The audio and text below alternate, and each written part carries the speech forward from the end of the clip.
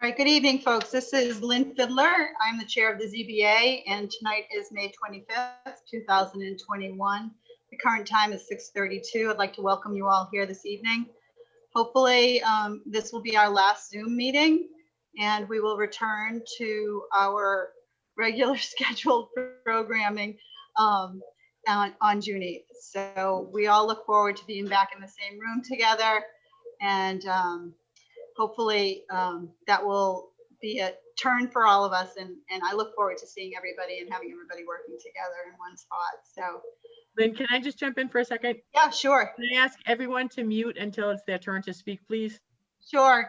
If all of you didn't just hear that, would you please mute till it's your opportunity to speak? I am going to do a roll call of the board members for this evening. So you will have an opportunity to speak at the end of the hearing as you're directed to do so. So I appreciate everybody's patience, and I'm going to get started. So I'd like to remind everybody that tonight's hearing, it's important that if you're dialing in by telephone, that you remember to press *6. So that, again, press *6 when it is your turn to speak. And we'll give a little bit of time to make sure that happens for folks. This evening is, it's important that we all realize also that we have MCTV, and we have this as also being a Zoom conference. So your voices and images as you see them on the screen will be part of the record.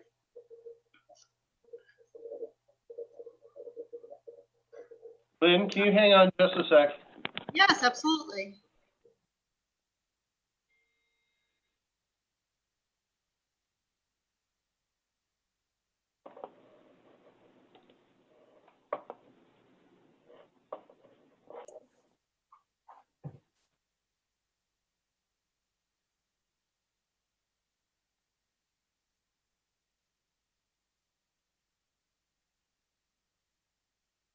All right, Lynn, can you unmute yourself now?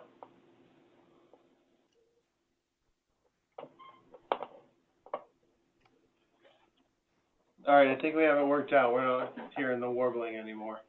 Do I need to repeat myself? You know how much? No, something with your microphone is creating some sort of noise, you know? Okay, does it seem to be resolved? Is it feedback from Heidi? She just shut hers off. We'll get started and I can take a short recess. Or something. It's Good, it sounds like turkeys. It's like, yeah, it's like a rattling or something. It's very strange. Do you want to work over here with me? And Chris, That's all right. by the way. You can understand it. You're fine. And yeah, Okay. don't worry about it. I'm sorry, Heidi. Maybe it's just the level here on this computer. Usually It's fine. I don't. Where the thing is with it. Just I think it's well. Yeah, maybe it's just too high. maybe it's too high. I'll turn it down a little.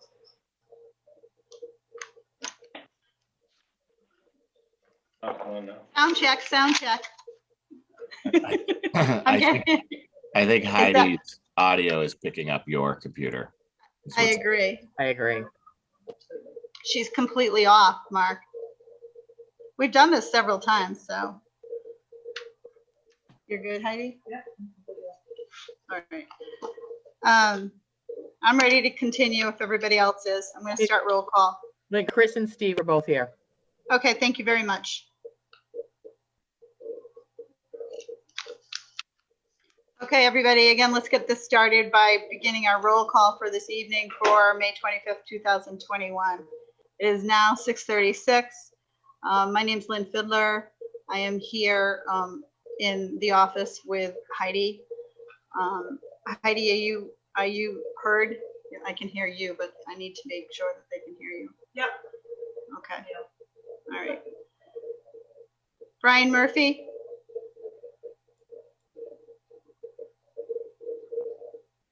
Brian, can you respond to roll call?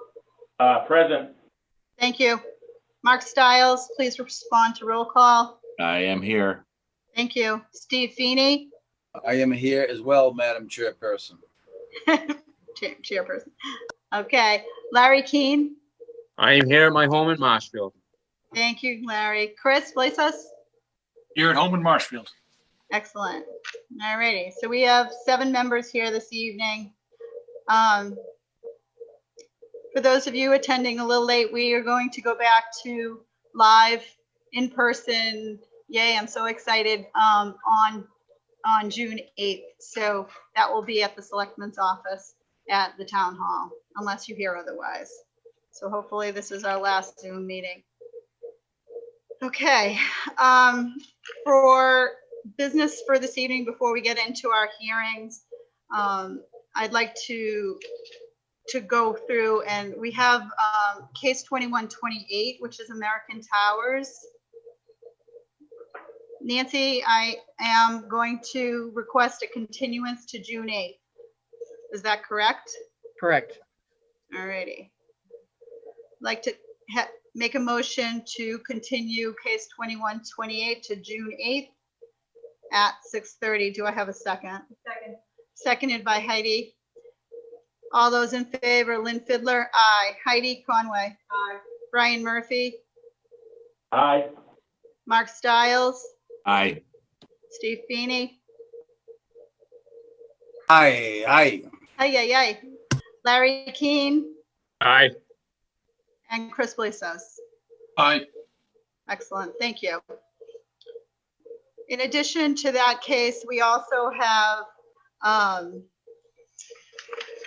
the DJ Sullivan case 1981. They're requesting a continuance to June 8th.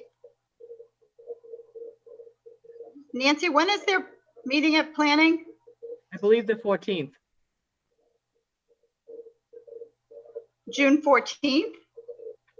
Yes, they requested the continuance to June 8th prior to them meeting with the planning board the last time. Well, that makes no sense. Well, in my opinion, it makes. I think we have a lot of hearings on that night at this point. We have 1, 2, 3, 6. We only have 1 meeting in June. Is that correct, Nancy? There should be 2 meetings in June, and the board needs to vote on the July and August schedule. If they'll Okay, just- so I have the June 8th on my calendar. What's the second meeting in June? 22nd. June 22nd. Okay. Unless the board feels otherwise, I'd like to make a motion to continue DJ Sullivan Collision Center case 1981 to June 22nd. Speak up if you have a problem with that. Lynn, I just have a question. Alrighty. Sure. Where it's already continued on the agenda till the 8th, do you have to wait until the 8th to continue it again? Just a point of clarification for me. I'm not sure, to tell you the truth. I don't think so. I think that's why you can continue to a hearing to a date certain. Okay. Okay. It's been advertised. I would think it would be to their benefit to do it and let Oh, them I'm know sure it now. will be. What if? Oh, I'm sure it will be to their benefit because they'll hopefully have the planning Yeah, process out of the way. yeah. I don't know where they requested the 8th. We confirmed the 8th. I completely understand why you want to change it. I just want to make sure that procedurally, There's a Well, if question. it's already, I don't have a if Do it there's a and then- potential for it to be something that we need to be concerned with, I'm perfectly content with going to the 8th and then bumping it, but I honestly don't know. I just want to make sure that it's all clear.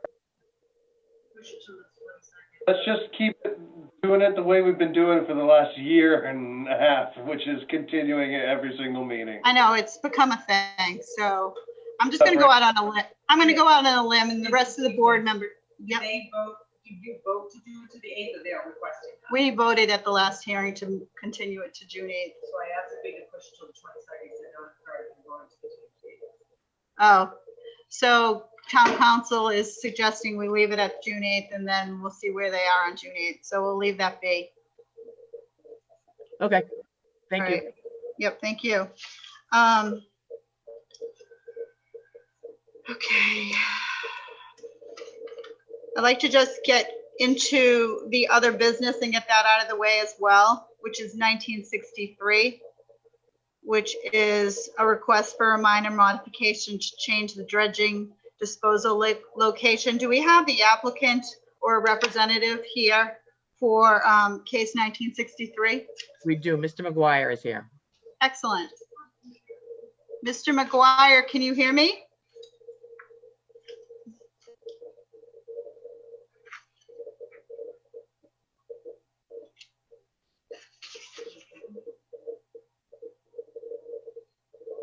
Mr. McGuire?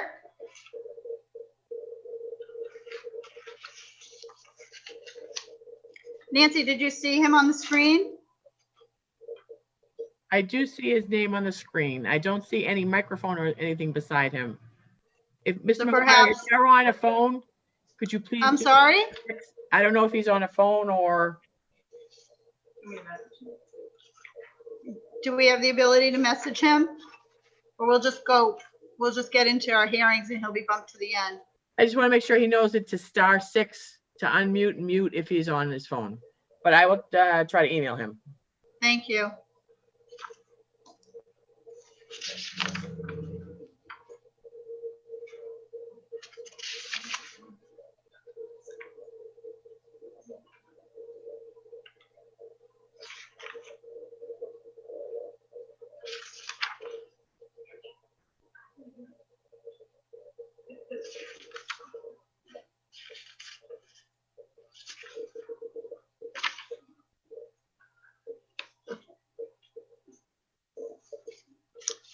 Since we're sitting here in a little lull, I want to take a moment to recognize the fact that we all lost a dear friend, and Kay Ramsey, who we all care very much, and we're sad that her loss is a loss for the town of Marshfield.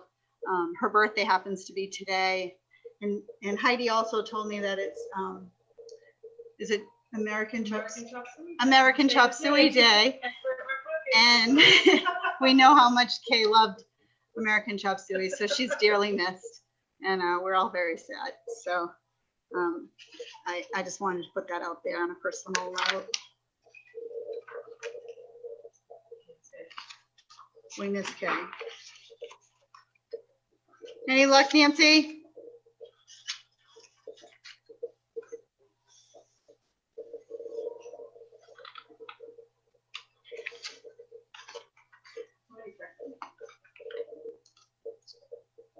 All right, I think it's to the benefit of the board for us to continue and not having us sitting here in limbo. So do we have case 2136, which is 6 Town Way, David and Casey Giordani?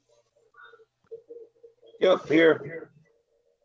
Hi, Dave. I'm going to read this into the record and then we'll get started. Case 2136, David and Casey Giordani. The petitioners are seeking a special permit in accordance with 305-10.12 of the Marshfield Municipal Code to construct a 17.5 foot by 16 foot 2-story addition on the property located at 6 Town Way, which is further identified on the assessor's maps as being on parcel K1005-02 and is located in an R3 zoning district. Okay, Dave, so you'll see your application in front of us. Why don't you explain what you have proposed? If you'd like to start here with the site plan, that might help us out.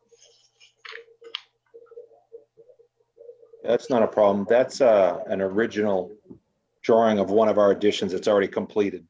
So the one that's shown there is the control. Yeah, if you go back to that first drawing, that was something that we established 15 years ago. So there's another drawing that we're adding another section on to that one. There you go. It's the top right. And then pan to the right. There you go. So there it is right there. So that original drawing that you showed, you see that addition's established. And that was, I have a crawl space. So that gave me a basement And then it gave us a room above, so we have a room there. The problem is I don't have a lot of room for outbuildings and whatnot, and we're reaching a point that we've decided we're just looking to put everything under one roof, one lock and key. If we become snowbirds, who knows? But we're looking at the next 30 and hoping that we could just make this place turnkey, no outbuildings, just have everything included under one workshop with a storage room above, because we don't want to be going up to the attic anymore. So it's more of a long-term final proposal for the property. Okay.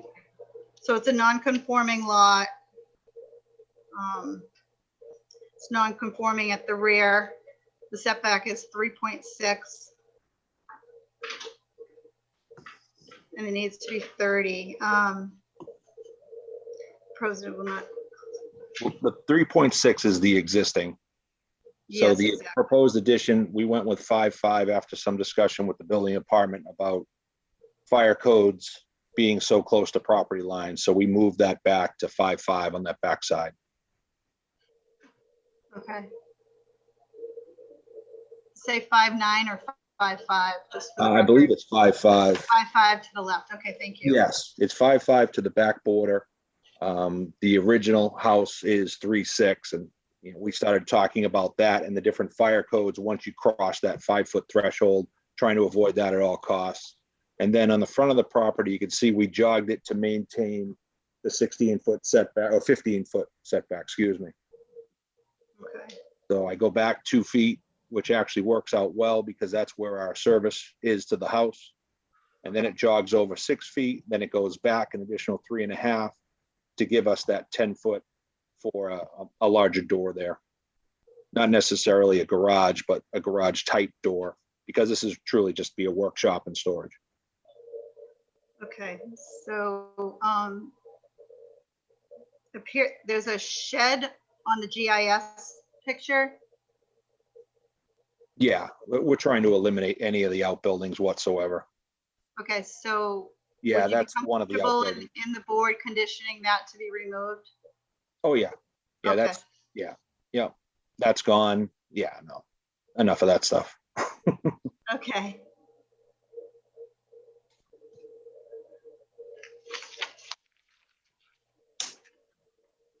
Andrew, do you have any comments on the architectural renderings?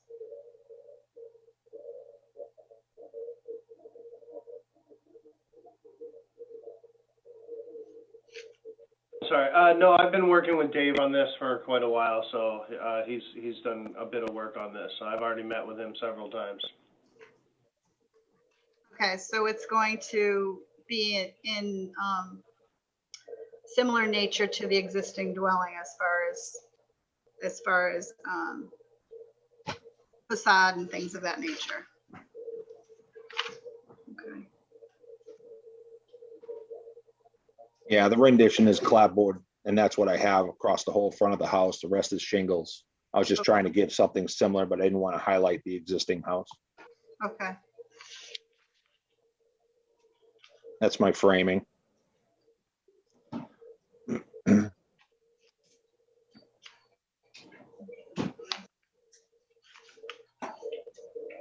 Alrighty, any comments from the board?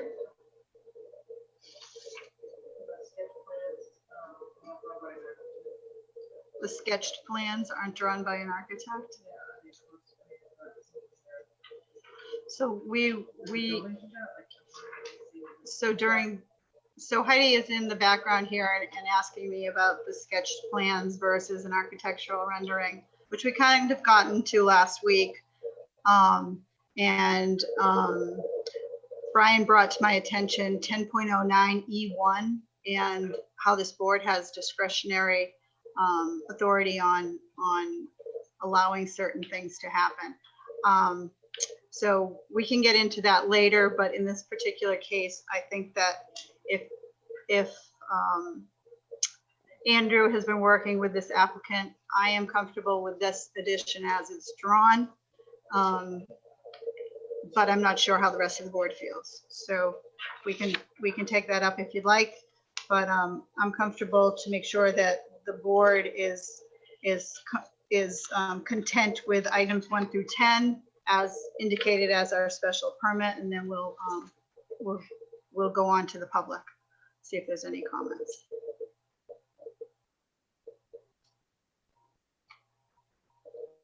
Seeing that there are no comments, I'd like to ask the public if they have any comments on this particular case 21-36.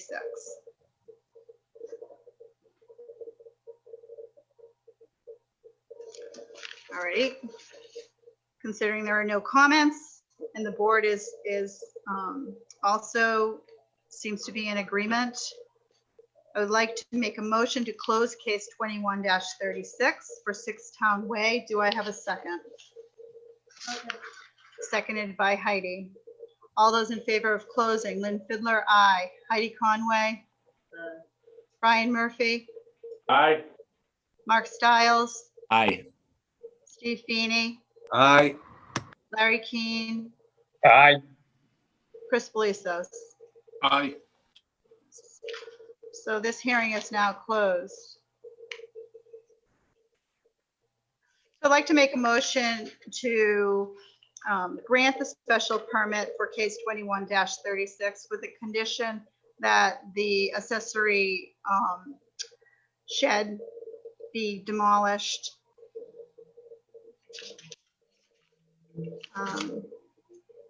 And recognizing that the board was in favor that items 1 through 10 of the special permit have been satisfied. Do I have a second? Second by Heidi. All those in favor, Lynn Fiddler, aye. Heidi, do you have a comment? So I'm just wondering if we should just. Because I think if we don't, we're just going down a slippery slope. So Heidi's recommendation is that we condition well, it's been closed, but her comment is that our conditions on our decision reflect the fact that the architectural renderings with a stamped engineer will be provided to the building department upon application for their building permit. I don't think that that's necessary. Was that you, Andrew? Yeah, that's me. He doesn't think that's necessary. Just for this person. A determination as the building official when they apply for a building permit as to whether or not their construction drawings are suitable or not for construction. What does Bob think about this? Can we chime in? Is Bob there?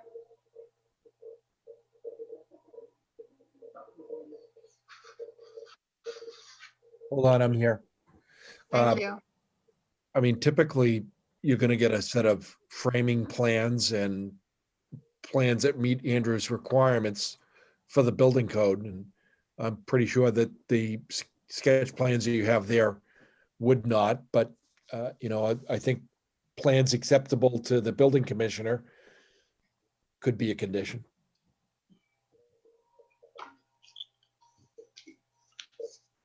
Okay. So we can take a roll call vote on whether or not the plans, as I just described, can be in a condition going forward in this particular hearing and perhaps in other hearings. Lynn Fiddler, aye. Heidi Conway. We think they should be. It's just a roll call vote whether or not this condition should be reflected in this particular hearing. Brian Murphy. But what are we voting on, whether they need plans to get a building? Just as a decision to have the architectural renderings be prepared for the building permit. I understand, but they don't have to be stamped by an architect. They can be done from a designer or someone could have drawn them. So I don't want that terminology. Okay, so we can clean that terminology up. I don't even. Just- Nancy, can you- Just Is thing that is suitable to the building inspector, building commissioner. I mean, that's the operating procedure, but if we want to put it in the thing, we can put it in the thing. I understand that.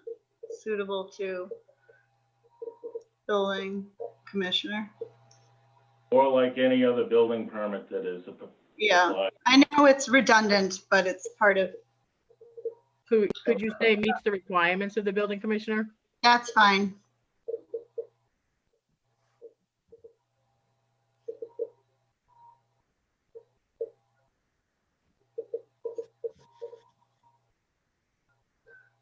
So the verbiage specifically would read meets the requirements of the building commissioner. So we have two conditions. One was the removing the shed, and the second one was as I just described it. I'm in favor of that, as Nancy just reiterated. Heidi? Yep. Brian? Yes, Mark Stiles? Yeah. Steve Feeney? Aye. Larry Keane?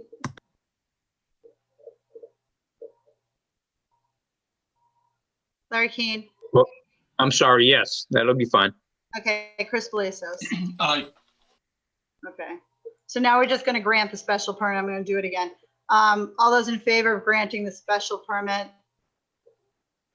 Do I have a second? Second. Second by Heidi. All those in favor, Lynn Fiddler, aye. Heidi Conway? Brian Murphy? aye, Mark Stiles? Aye. Steve Feeney?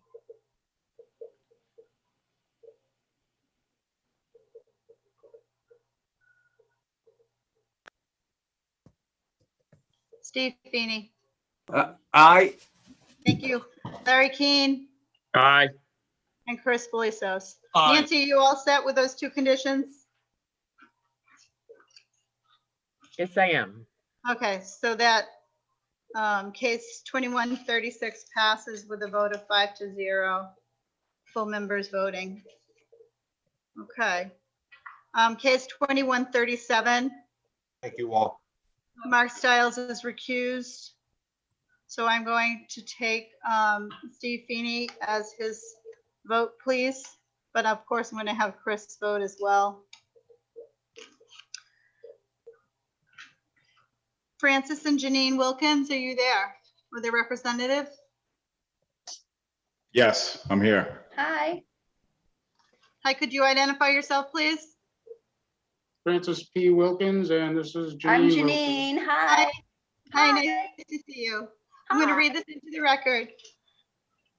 Case 2137, Francis and Janine Wilkins. The petitioners are seeking a special permit in accordance with 305-10.12 of the Marshfield Municipal Code to construct two 20-foot 4-inch by 27-foot 4-inch dormers on the property located at 7 Tecumseh Avenue, which is further identified on the assessor's maps as being on parcel M08-1303 and is located in an R3 zoning district. Okay. Let's see. Andrew, are you good?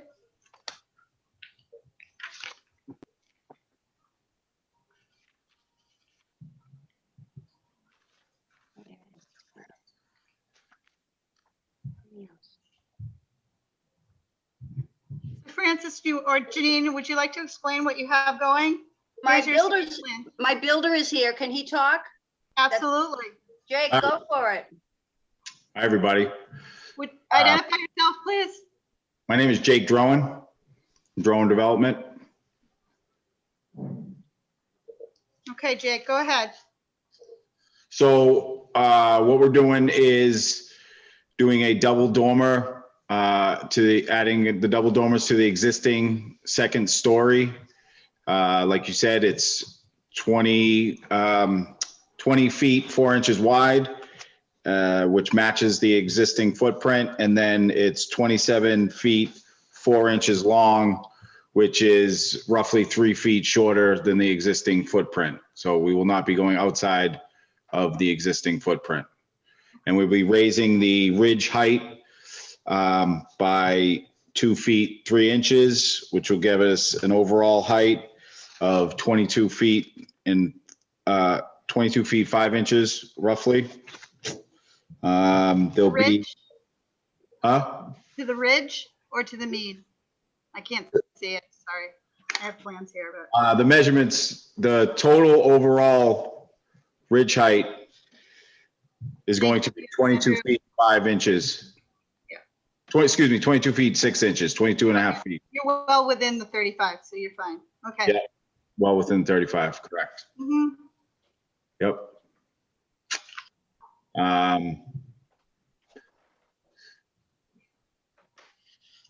Any other information you need on that? Let's go back to the site plan if you wouldn't mind. Okay. So this is a non-conforming lot. It Correct. has 3,375 square feet. It requires 10,000. They're also, the existing structure is also non-conforming. Setback on the rear is 17.64 feet. And it should be 30. And the side setback is 9.8 and we require 15. So that's why they're here. But the footprint itself is not changing. We don't have a third floor to worry about, and I'm comfortable with this plan. Any comments from the public or from the board? Sorry, let's start with the board. Any comments from the board? Yeah, the plans accepted, is this fine with these plans? Yep, these are fine. In my opinion, I'm only one vote. Nope, this appears pretty straightforward to me. Heidi seems to be good. Okay, so any comments from the public? Go ahead, Just from my perspective. Andrew.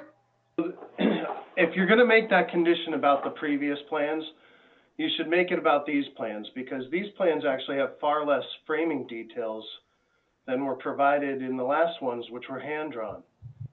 So, but this shows us the clapboards and the actual styles of the deck, the styles of the lattice. It does have more description in that aspect, but I do hear your point.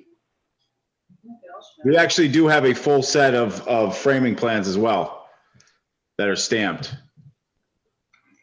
I don't doubt that. I'm just saying, if we're gonna make this a condition, it should be a condition for every permit, yes? I don't know. I mean, I think they all should have it, to be honest with you. I mean, I think it's hard for the ZBA to understand how a project is reflected in the neighborhood without seeing it. So that's how I feel. But there are circumstances where I understand totally that that's not maybe the case, and there are certain circumstances that we can waive. So. I mean, that last hearing, they had an exterior view of the structure, so I don't know. That's where I'm confused. I thought it was about it being designed by not having a stamp. I mean, Lynn, can I weigh in? Bob, please. I mean, generally speaking, when plans like this come to the board, they should be drawn properly, not on the basis of a sketch plan or a hand sketch plan. I certainly concur, like from time to time, if there was some exceptional circumstances that the board might want to give a waiver. But the framing plans, those are always going to be up to Andrew to determine whether they're sufficient. And, it's been the board's practice for years to say that an applicant, if they're getting an approval, has to comply with all other requirements of all the local boards and officials. And that's how I viewed the last condition. It's just a requirement. They have to get all other permits and approvals, including Andrew's, with respect to the sufficiency of plans. So I think we're just getting a little off track here. There doesn't seem to be anything wrong with the Wilkins plans here. They seem to be perfectly fine. They don't get the framing plans because the zoning board very rarely sees the framing plans. You might get a footprint or a plan like this, but it's more unusual for the board to get a framing plan than it is to get proper designed architectural or elevation plans, which is what I like in these two, which is more customary. So Yeah.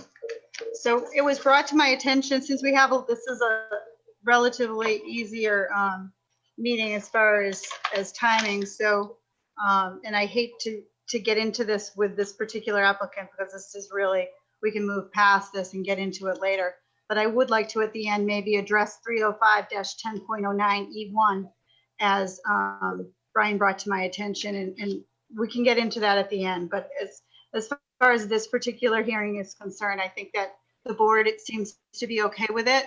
And I'd like to. I agree with you, Lynn. These plans are fine. I just don't want to start something on us that we don't need in the future. Yeah, I understand. So are there any comments from the public for this particular hearing? Okay. So Jake, do you have anything else to add? Are you good? I'm going to wrap this up. Nothing else to add, Lynn. Thank you. Okay, thank you so much. So I'd like to make a motion to close case 2137. Do I have a second? Second. Seconded by Heidi. All those in favor of closing, Lynn Fiddler, aye. Heidi Conway?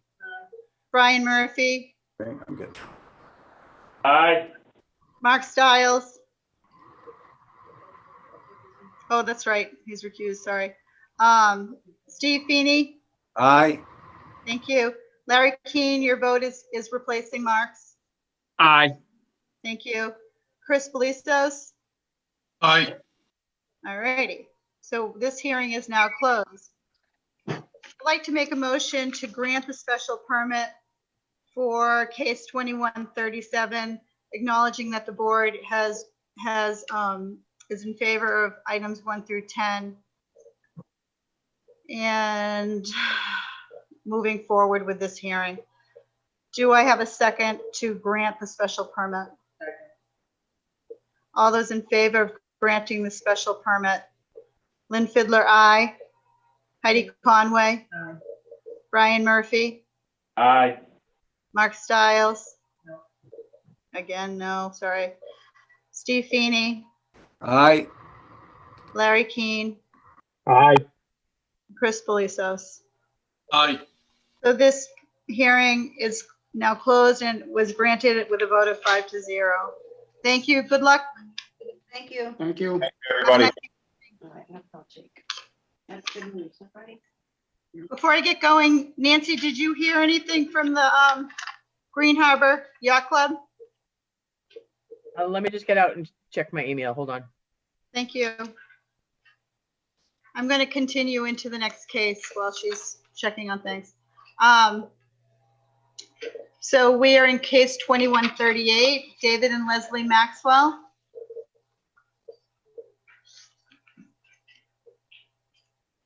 Do we have the representative for case 2138, 60 Saginaw Avenue? You do, Lynn. This is Jared Hadfield. Hi, Jared. How are Okay, you? I'm going to read this into the record. Okay.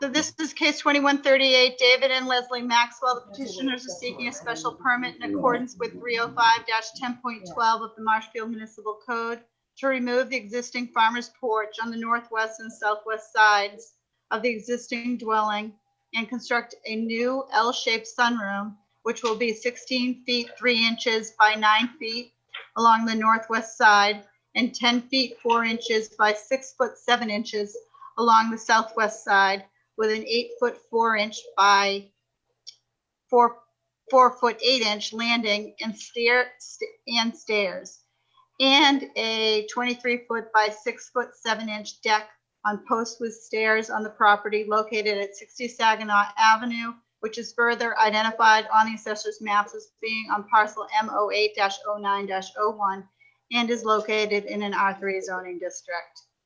So Jared, we are going to get the plans up on the screen and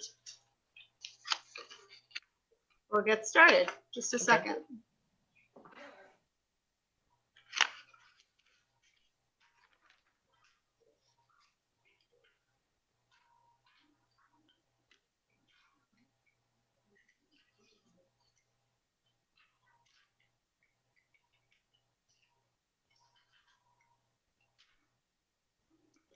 All righty, Jared, if you describe what you have going for the board, please. Sure. So the address is 60 Saginaw. Over time, I feel the front of the house is more Tecumseh Ave, where the work is going to be done. So we have an existing porch facing Tecumseh. It's in pretty poor condition, so we're going to remove the existing porch that wraps around where the arrow is to there where the laundry room is, following your arrow, Andrew. Remove all that, replace the farmer's porch as stated, adding a sunroom in that corner from Andrew's arrow, 16.3 feet out.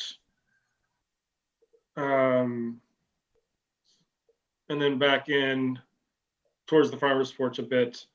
So it's existing non-conforming. We're not going any more non-conforming. We are adding a little bit of square footage towards the rear to keep that line in with the existing laundry room as the furthest point in the back of the house. I think it's pretty straightforward. There's some other existing, there's a good rendering. Okay. So kind of all the work is off of Tecumseh Street there. Okay.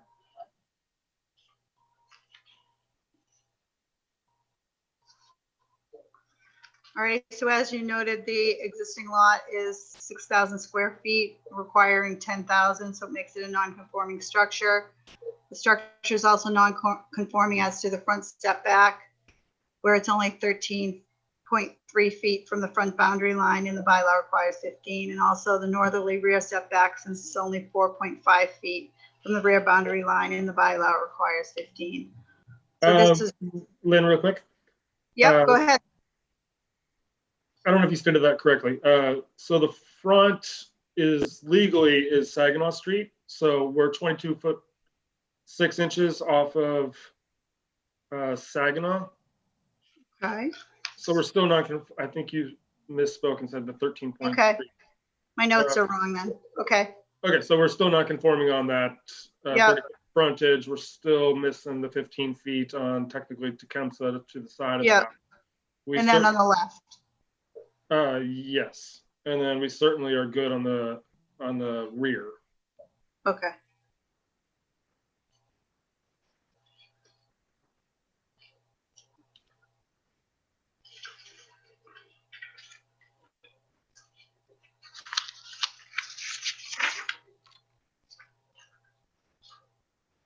Any questions from the board?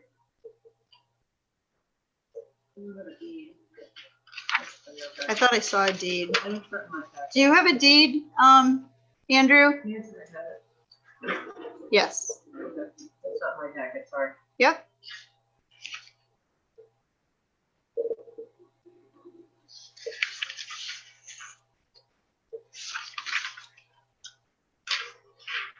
Andrew, there was a comment about the plans and the stairs in the picture.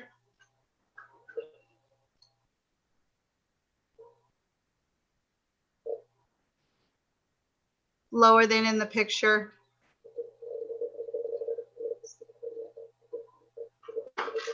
And the railing, so that's it. What's the comment? The comment is on the stairs on the plan. Seems to be lower than in the picture. So three sets of stairs on that side, and then 4 on the front. And the picture indicated 3, I thought.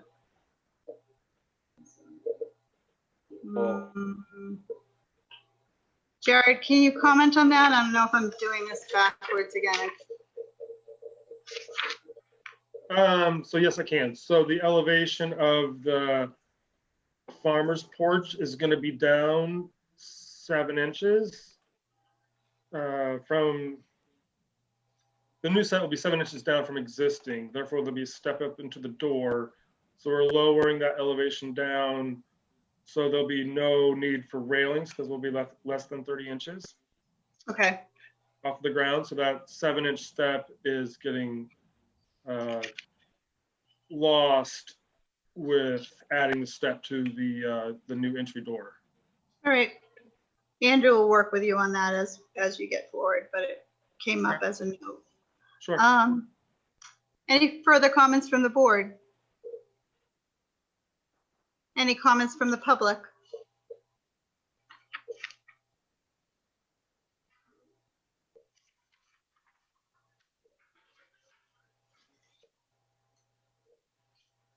All right. Nancy, did this go in front of planning? Yes. Okay. I mean, not before the board, but before Greg. Yeah, I understand. Yeah, I thought I mentioned this one too, and I thought, but I didn't put a note next to it. Okay. So no comments from the board, no comments from the public?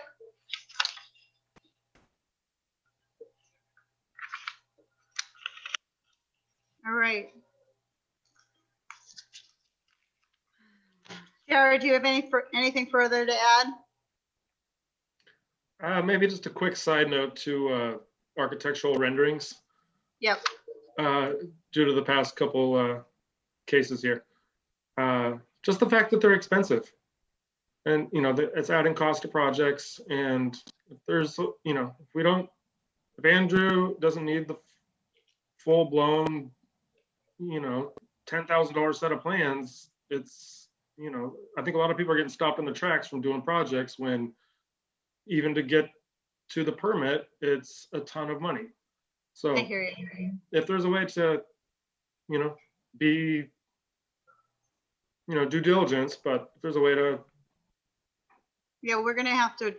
pull back a little bit and let the customers spend the money on the project as far as material costs going through the roof, whatnot. All right, Jared. You know, it might help people out. Thank you. All right, thank you for your comment. Cheers. Okay, I'd like to make a motion to close case 2138 for 60 Saginaw Avenue. Do I have a second? Seconded by Heidi. All those in favor of closing? Lynn Fiddler, aye. Heidi Conway? Brian Murphy? Aye. Mark Stiles? Aye. Steve Feeney? Aye. Larry Keane? Aye. Chris Polisos? Aye. All righty. So we just closed. I'm running out of paper here. Like to make a motion to grant the special permit, acknowledging that the board has, is in favor of the items 1 through 10 on the special permit and has considered those as well. All those in favor of granting the special permit, do I have a second? Second by Heidi. All those in favor, Lynn Fiddler? Aye. Heidi Conway? Aye. Brian Murphy? Aye. Mark Stiles? Aye. Steve Feeney? Aye. Larry Keane? Aye. And Chris Polisos? Aye. All righty. So Jared, this case is now closed and the special permit has been granted with a vote of 5-0. So thank you very much for your input this evening and good luck with the project. Thank you. Talk All soon. right, good night. Good night.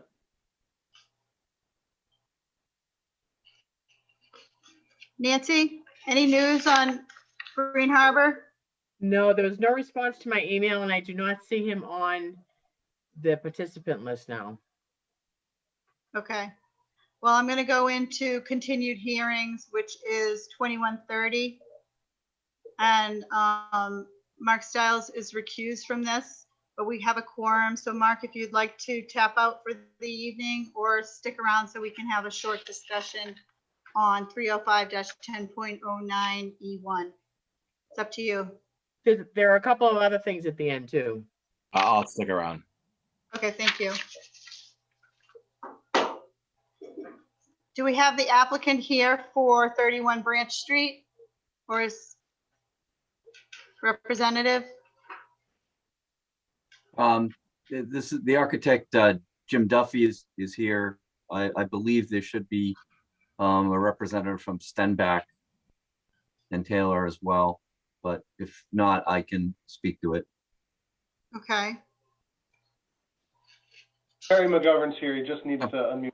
No, There he goes. Yeah, I just unmuted myself and made sure I had Jim's plans as well as our small revision to ours. If Nancy will allow me to screen share, I can throw it up very quickly, but And Andrew, do you already have these plans? One was dropped off last week that should be in there. What were you intending on presenting? basically what we did was take the proposed garage, because that was the hang up from last time, and we simply made it an L shape and pulled the depth back a little bit so that it's a greater setback from that existing deck. And we chamfered or angled the corner of the deck in order to do that. Okay. So Barry, that, I give you co-host so you can share your screen. Thank you, Andrew. okay. I recall the location plan, as you just said, and an updated plan. We were trying to avoid the variance, as I recall. Yep. Grabbing notes. Okay, so you should now see the plan. Okay. And I'll enlarge it very slightly just so I get right in on top of this. Okay. What we've done is we've made that garage slightly shallower in depth, made it 12 feet. We've left it 12 feet wide so that we can actually get a vehicle into it and be able to get out of it. But what we've also done is cut an angle or cut the corner of that deck so that we've actually increased the setback. Andrew mentioned the last time that that deck to the existing garage was the critical dimension. So we've actually increased that setback distance by 6 inches, by half a foot. Okay. Andrew, do you have any comments on this? No, this was a pretty good solution. I felt, you know, actually gives you more space than currently is there, and yet gets them a new garage, doesn't connect it to the house in a weird way. You know, I think it's a good compromise. So we're 1.7 feet from that setback at the back. Correct. That's the existing and proposed setback. Okay.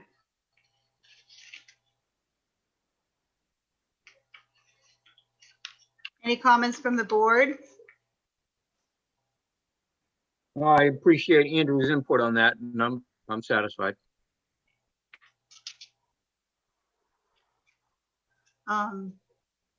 Heidi, did you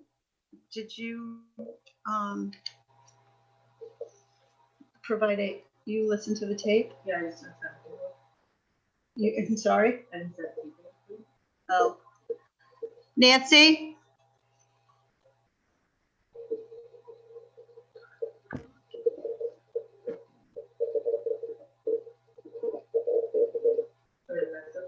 Yeah. All right. Hi. So, maybe Bob. Heidi has listened to the tape and is prepared to vote on this, but she was unable to get to you to give you the signature. Bob, is that okay, or should I just relinquish her vote to one of the associates?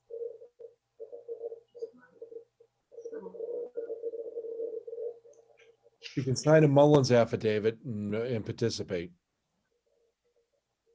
If it hasn't been signed yet, can she still participate? Yeah, as long as she comes down and signs one. Okay. Thank you. So we know in the future if this happens too.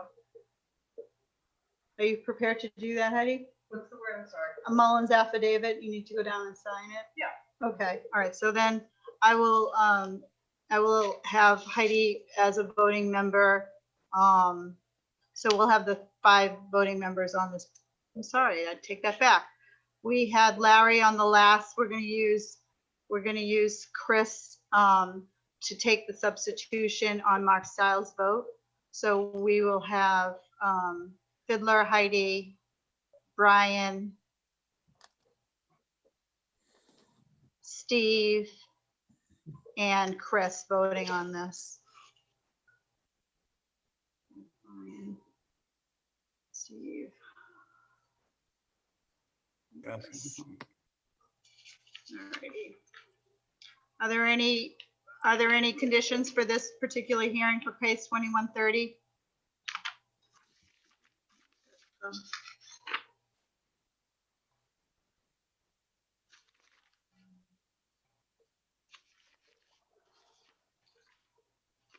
Just a second, I'm just reviewing my notes.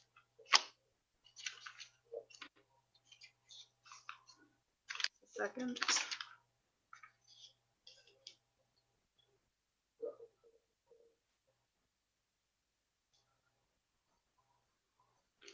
Bob, are you there? Yes.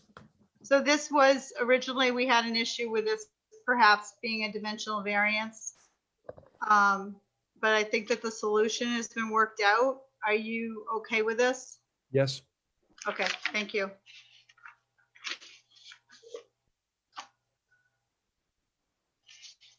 All righty, I'd like to make a motion to close case 2130. Do I have a second? Seconded by Heidi. All those in favor of closing, Lynn Fiddler, aye. Heidi Conway? Aye. Brian Murphy? Aye. Thank you. Steve Feeney? Aye. Chris Belisos? Aye. And Larry Keane? Aye. All righty. So we have a vote of 5-0 to close. I'd like to make a motion to grant the special permit with the conditions, with actually no conditions, but recognizing the board is okay with the items 1 through 10 as indicated in our special permit. Do I have a second to grant this special permit? Second by Heidi. All those in favor, Lynn Fiddler, aye. Heidi Conway? Aye. Brian Murphy? Aye. Steve Feeney? Aye. Chris Belisos? Aye. And Larry Keane? Aye. Okay, so this hearing is now passed with a vote of 5-0. Thank you, everybody, for your hard work. I appreciate your help. Lynn, I just have one question on that. Yep, I know you said no conditions, but are we gonna do the standard condition that it must meet all state, local, state, and federal? yes, those Okay. conditions No are extra. are in all of our, yes, all Yeah, our okay. decisions. Thank you. Thank you, everybody. Thank you. Have a nice evening. You too. All righty.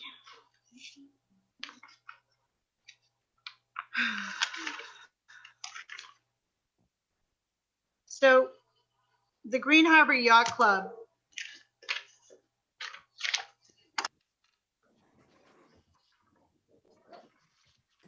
Bob, would it be prudent for us to go forward without having the applicant here? We have the documents. Usually we don't do this, but Without the applicant there, I mean, yeah, it's a request for a minor modification. if you have enough information and you're satisfied, you have no questions, you can act. Okay. Feel more comfortable waiting for the applicant to be there, that's fine too, but I mean, I've read it word for word and read some of the paragraphs 5 times, so trying to understand this, but I don't know if the rest of the board feels the same way. Does the board feel, take a roll call vote, does the board feel that they want to hear this minor modification this evening? Lynn Fiddler? Aye. Heidi Conway? No. She's okay with it. Brian? Aye. Mark Stiles? Aye. Steve Feeney? Aye. Larry Keane? Aye. And Chris Belisos? Aye. All right, then let's get to it. Andrew, would you mind? We have a couple things for this particular request. We have a letter from the Department of the Army dated April 22nd, 2021 to Green Harbor Yacht Club, which is, in my layman's opinion, item number 1 within this letter is giving the authority for this to be moved into the Cape Cod Bay disposal site, and there are conditions itemed for allowing that to happen. Just a second. This is not my notes. You feed her today?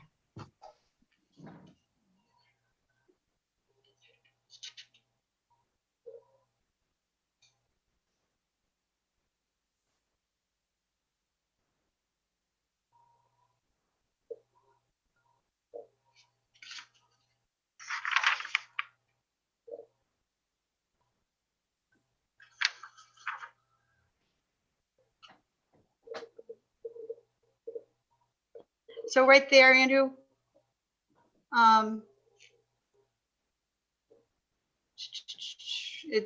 yeah, go up a little bit. Oh, right there, work authorized shall not be conducted during the time of year restricted of February 1st to June 30 in order to minimize adverse impacts to the winter flounder and spawning and juvenile development. That coincides with our permit, which is 24/7 for 7 days a week. So I think that that is something that is okay. Has can you go up a little bit further?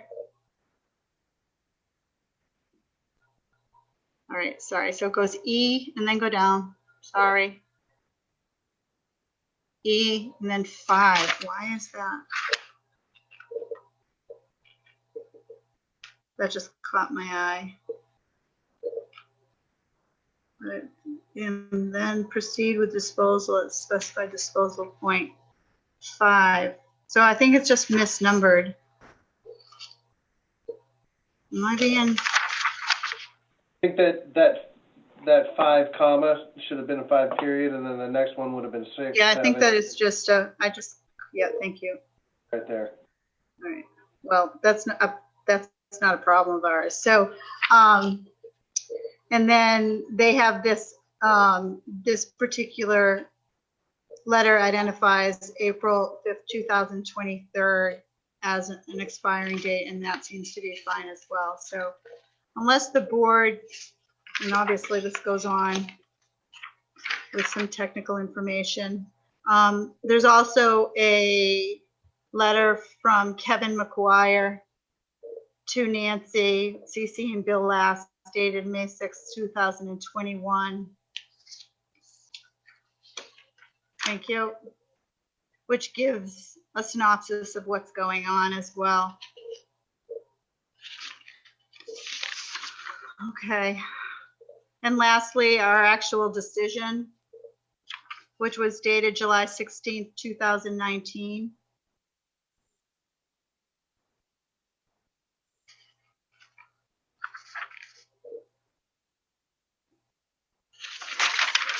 Which identifies the area in question.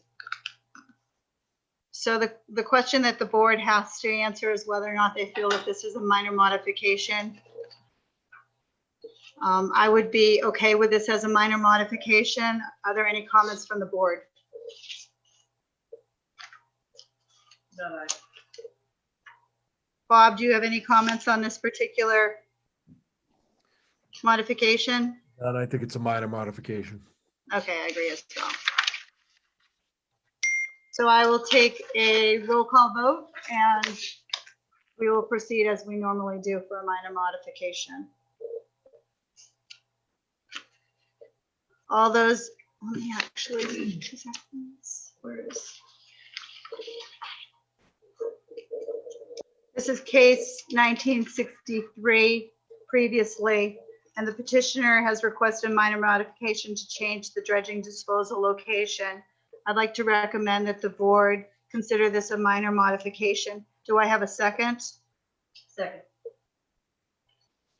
Seconded by Heidi. All those in favor, Lynn Fiddler, aye. Heidi Conway. Aye. Brian Murphy. Aye. Mark Stiles. Aye. Steve Feeney, Aye. Larry Keane, Aye. Chris Poliasos. Aye. Excellent, thank you. Thank you, everybody. It'll help us in the next hearing. So, Nancy, you wanted us to talk about the summer schedule? I did, but I also about determining the time of the live meetings. I'm not sure 6:30 will work for everyone. Yeah, I mean, it used to be 7 o'clock. I think 6:30 is okay for some of us, but not for others. So, Right, I think it's fine for Zoom because anyone could access it anytime, but I know people work out of town. And that might Well, put say- Am I open? I would go just ahead, say Mark. 6:30 has worked for us for a while, and I would, let everyone know that the Board of Assessors meets at 6, Public Works meets at 6, Conservation meets at 6:30. The Selectmen meet at 7, Planning meets at 7, Board of Health meets at 6, School Committee meets at 6. So, Do they I all don't have work in town? what's that? I'm just curious if they all work within Marshfield. Well, I'm just saying, it's worked for us so far. If anyone's coming in late, we have 7 members. That gets us a half hour extra to work on these things. That we were here 4.5 hours last summer and 5 hours for several meetings. So I would hope that we'd be able to start at 6:30. Okay, so that's Brian's input. Are there any other members of the board that would like to have their voice heard in the start time? Yep, absolutely. Myself, Larry Keane here. 6:30 is good for me. I wouldn't even be opposed to a 6 o'clock start, but 6:30 is good. I'm out of work at 4, so it gives me a couple hours to prep and I'm good to go. Okay, Mark? The difference between 6:30 and 7 is negligible, so whatever works for everybody. Okay. I Heidi? have a hard time with 6:30, but I prefer 7. Heidi prefers 7. Juggling, yeah, I know. Steve Feeney? Man, it doesn't matter, but 6:30, 6 is fine. Either one. Almost Chris? started early and get it over with, you know what I mean? As opposed to hanging around and waiting, but. Yep, Chris? 6:30 is fine by me. 6 would be a little tight. Okay. So it seems like 6:30, we will keep it at 6:30, Nancy? Yep, that's fine with me. I just wanted to make sure that anyone who works out of town had time to get to the meeting. Yep. But everyone seems to be good, so Okay. thank you. And my other thing, The summer schedule, Nancy? Yeah. Go Yes. ahead, Nancy.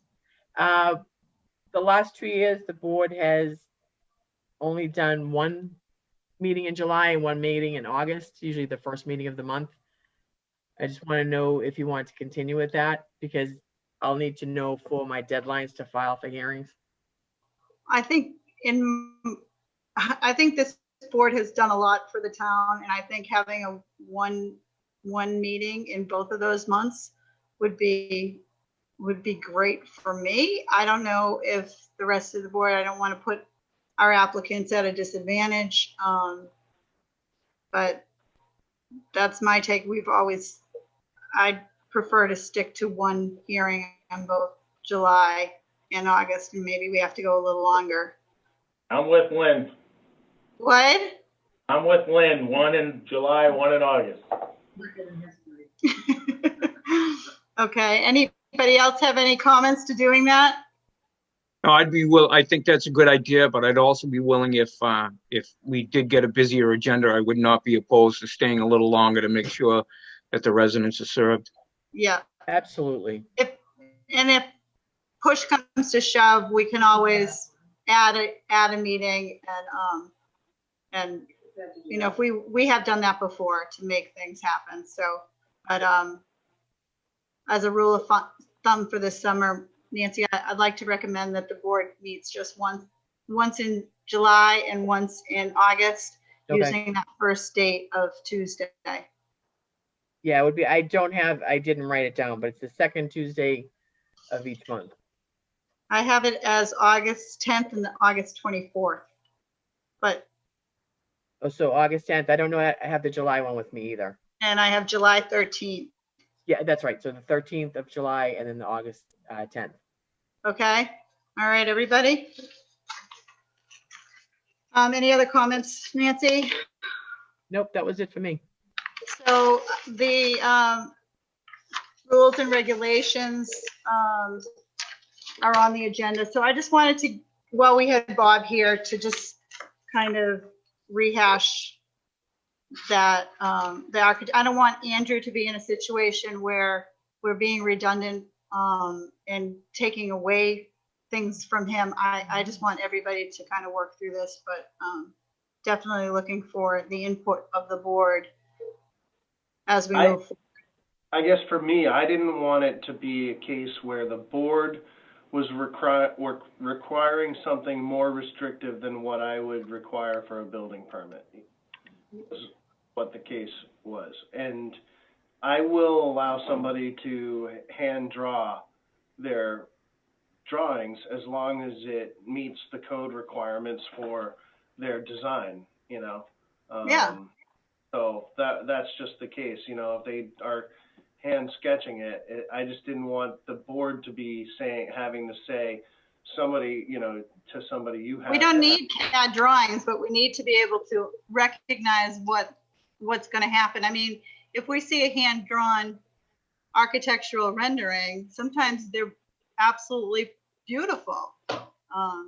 But, you know, we just need to understand, and the abutters need to understand what is being proposed. That's my concern. That's where I come from, my thinking. Well, my opinion too, Lynn, is that, you know, we're covered under 305 10.09 E-1, but on top of that is the board here used to accept a foundation, basically site plan, and then a rendering of the drawing, you know, so that it wouldn't cost the people. It's cost you a lot of money to do a set of drawings today. And really what we're doing is this is no different than the regular person that comes in and gets a building permit and draws whatever they like. We're just reviewing it to make sure that it's okay because they're undersized or for whatever reason.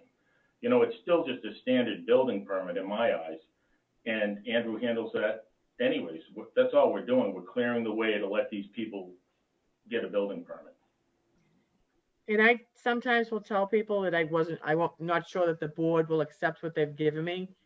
And they do come back with, well, either it's expensive, they don't want to spend the money if they don't know if they're going to get approved. So it's basically cost to a lot of them. I just think it's the human factor. You got to just, you know, they're just trying to get a building permit, and we're the mechanism that helps them get that. Okay. So maybe if we take that as a case-by-case basis, but when it comes to commercial buildings and things of that nature, we're not going to sway from the actual need to have the I agree architecture. and definitely peer review on some of those things is something we have to address in the future to Yeah, help us. I think that it will take some weight off of us, and we'll make sure that we're doing our utmost to serve the town and the bylaws. Okay. Bob, do you have any comments on that? Because Yeah, I mean, look, you're dealing in a lot of cases with buildings that are located on undersized lots, and some of them are really tall. And if you don't get an elevation plan in those cases, or something that's drawn to a reasonable scale, you're never going to know whether what you're permitting is proper or not. So I think in certain circumstances where those are not at issue, I think you could then waive it. But I mean, that kind of requires a vote of the board. So an applicant is free to ask to waive that requirement, and the board could grant that discretion. But, you know, where building location setbacks or zoning information are critically important to the decision you're making, you gotta have a plan that shows that. And in terms of what Andrew does, I think Andrew should decide what the requirements are there. And, you know, if you don't have to have it, you know, if it's not a complex design and there's no load bearing issues, and Andrew doesn't think a registered architect or engineer need to stamp it, I think that's Andrew's call. but I'm sure he would probably require anybody that had specific load-bearing walls or things like that to make sure that they had a engineer certification. So I'm completely fine with leaving that up to, but if you've got issues where the setbacks, I mean, if a neighbor comes in and says, I'm not sure whether I'm in favor or opposed because I don't know what it looks like, and it's a high building, you know, that's probably a circumstance where you got to have a proper elevation plan. I think in every commercial project that I ever did in front of the board, when I was representing people before the board, I always had renderings. I always had, engineered site plans, and that was just the norm. I'm not saying don't give discretion where it isn't warranted, but if somebody comes in for a shed or, I mean, that one, I don't know whether that's to scale. I don't know. It looks like it might be, but there's no measurements on that one. There were measurements on some framing plans, which really that's up to Andrew to decide on the framing. The board never concerned itself with framing plans ever that I can ever remember. So that doesn't seem to be a requirement, but I don't know what type of fixture or whether that garage door is available. I mean, I assume it is, but I don't know whether that's a standard size door or not. So that one's close to me. I mean, the height of the roof is higher. I don't know whether that's on purpose or whether it's because it's got two different pitches. I don't know. That one's a tough one for me, personally. Yeah. So where do you stand with, our reaching out to other boards prior to our hearing? So we have a situation where we have an application that comes in that doesn't doesn't meet all the criteria or what I have been accustomed to seeing. I've been adding it to my memo every time, make sure that these all go to the planning board, even if the planning board doesn't say anything, because the bylaw says that the board's not supposed to act on certain matters until the planning board comments or more than 30 days expire. So that's why I've been putting that comment in. Yeah. Bob, do you want me to actually send it to the planning board itself? Well, give it to Greg Geemond and. Because that's what, Greg knows everything about all the cases. All right. Well, I mean. If we send it to the planning board, we're going to just muddle it. Exactly. I would lean towards. As far as I'm concerned, if you give it to Greg, you're giving it to the planning board. Yeah. If the planning board doesn't comment on it, then I don't have any concern. They have the opportunity because it was given to Greg, and that's all I want. So if the package is incomplete, and then it's the applicant's concern, and if the planning board bounces it back before our hearing, then we take that one step at a time. I mean, I spoke to Greg about this myself, and this is long before this came up. And I had asked him, I said, because we were having some trouble with commercial stuff. And he said, yeah, he goes, I don't mind you guys sending me stuff that, is a little more intricate. But he goes, I don't want to be seeing all your decks and everything else. He goes, it would just fill up my day. So. Yeah. And I hear that. I mean, how much I spent the entire morning looking at all this, and I can't imagine with the scrutiny that he goes through that he has that free time to help us and work through the bylaws. But it seems to be working, but some things are more complicated than others. Bylaw is more focused on larger projects than things that Exactly. would go into his wheelhouse. That's what he stated to me anyways. Yeah. Well, I think that we've exhausted this topic, but as we go through this process, we'll hopefully be able to come up with some sort of give and take. So thank you, Andrew, and I appreciate your hard work. So, and thank you, Bob, for your input. Lynn, you can, anybody that wants to can ask for that waiver. I mean, that's what people do. They ask for a waiver, and then the board can decide it if they don't want to go prior to them. So you could, if they're asking for the waiver, you could add to your rules or your application packet. If you don't want to submit a full set of elevation plans, you can ask for a waiver, and then the board, it's teed up for you all to decide. Steve Gard has asked for waivers in the past. Should that be something that should be in the public hearing notice? That the applicant's requesting a waiver on Yeah, if they're asking for a waiver of, 5E, yeah. it's one of the few things that the board has discretion to do without calling it a variance, and that's to grant that waiver. So I would say add it to the public hearing notice if they're waiving the requirement for a set of plans. Okay. So Nancy, you would be able to identify that? Yeah, anyone that brings in a sketch or not well, I'll discuss it with Andrew. Yeah, I would think well, I think Andrew's working with you on that anyway, so you guys can figure that out and let the board see how that works. All right, I think that we're good. Any other further comments? Yeah, one last comment, just so you know that, so tonight we did those meetings and we just did that last one for the Kylie thing there without any elevations, drawings or anything. Just approved that with nothing except for a site plan. You said we approved Kylie's without anything. Any architecturals or anything. Did you recognize that prior to our vote? I did, So why didn't you say anything? because it doesn't bother me. But now you're bringing it up to the board. Can I just jump in for a second? Just did that tonight and we're having this discussion. Didn't you guys look at it at the last meeting? There were extensive plans in the last meeting.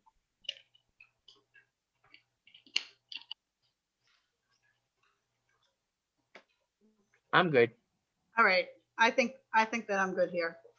Yeah. I'd like to Len, I make, think with the real quick, Len, I think with the bottom line is that it's going to be a case by case basis. I don't think anybody is wanting to waive plans for larger commercial and industrial development projects. I think we're just trying to make it a little more cost effective for the resident that's just trying to do a an addition or a deck or something because they're on a non-conforming lot, which I just don't have an issue with that.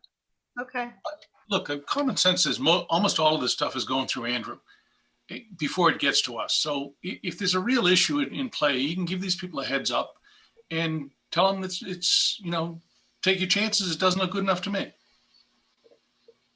Yes, I think we're all leaning on Andrew's expertise here for sure. And I think he's been doing an excellent job so far. And I'm sure he's going to continue with that. There are plenty of times where I tell people, you can take your chances with that set of plans, but I don't recommend it, and if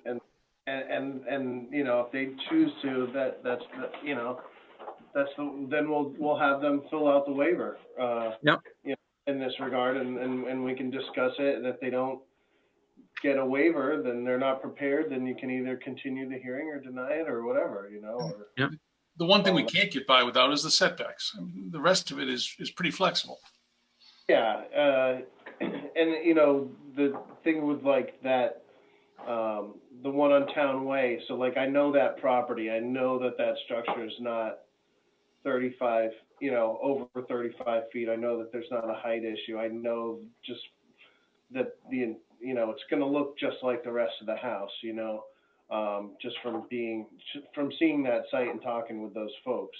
So that's why I was okay with that plan and figured they're going to do more detailed plans as they get to the construction phase of it that identifies, like Bob says, the loading and everything else, the actual framing, the structural stuff. And then we'll show elevations with the actual heights of everything.